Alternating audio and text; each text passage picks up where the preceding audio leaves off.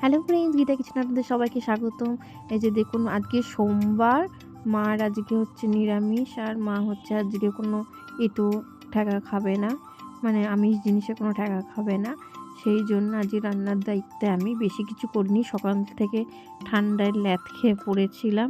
মেয়ে স্কুল চলে যাওয়ার পর থেকেই মোবাইলে একটু ভিডিও দেখছিলাম, লাইভ দেখছিলাম সবার। আর সেই জন্য এই বেলা করে যে রান্না করতে বসলাম, ঠান্ডার মধ্যে গরম গরমই খেতে ভালো লাগে বলে ওই জন্য বেলা করেই করছি রান্না। ডাল করেছি পেঁয়াজ দিয়ে, আর এদিকে হচ্ছে একটু ডিম পোস্ত খাবো, ডিম দিয়ে পোস্ত, যেরকম আমরা আলু পোস্ত খাই ঠিক ডিম পেঁয়াজ দিয়ে পোস্ত। এটা একটা দিদির কাছ থেকে শেখা।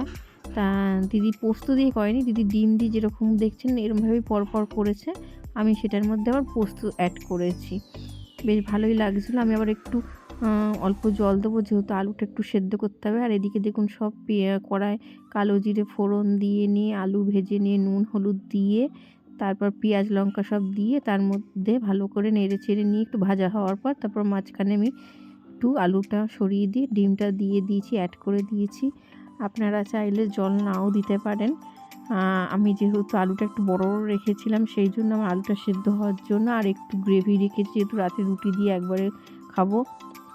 আর আপনারা চাইলে এটাতে অন্য কিছু দিয়েও করতে পারেন, অন্য কোনো সবজি দিয়ে, যেমন ঝিঙে দিয়েও করা যায়, কিন্তু ওটা আবার ডিম দিলে ভালো লাগবে না, মানে ঝিঙে পোস্ত যেটা।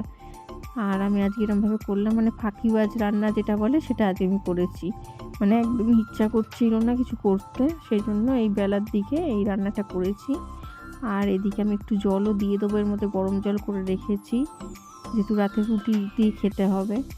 বেশ ভালোই খেতে হয়েছিল। এটা তো মানে ভিডিওটা করেছি পরে, খেয়ে দেখলাম বেশ ভালোই লাগছে।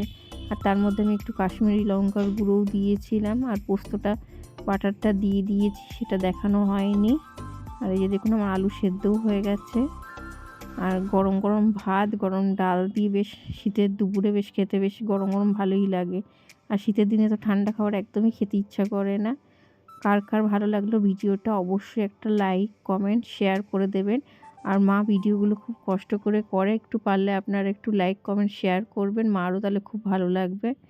এই যে দেখুন রেডি আমার আজকের ডিম পোস্ত। আমরা আলু